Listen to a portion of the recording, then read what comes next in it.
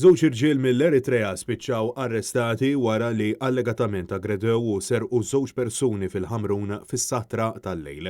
Il-każ għal ħabta ta' satejn u nofs ta' sbieħ is-sibt fit-triq ġew Xiberras. Fil-post il-pulizija sabu lil raġel ta' 32 sena residenti tal-Pjeta u mara ta' 37 sena mill-Moldova illi qalu illi kienu għadhom kemm ġew misruqa u aggrediti minn 3 irġiel barranin. L-allegati aggressuri ħarbu mill-post b'ammont ta' flus kontanti.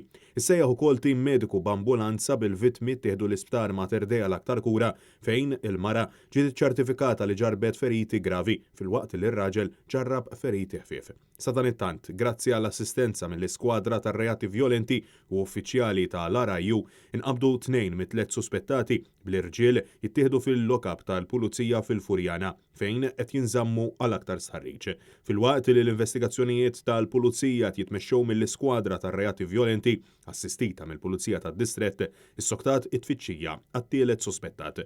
Kull min għandu x'informazzjoni dwar il-każ għandu jinforma lill-Pulizija minnu fih.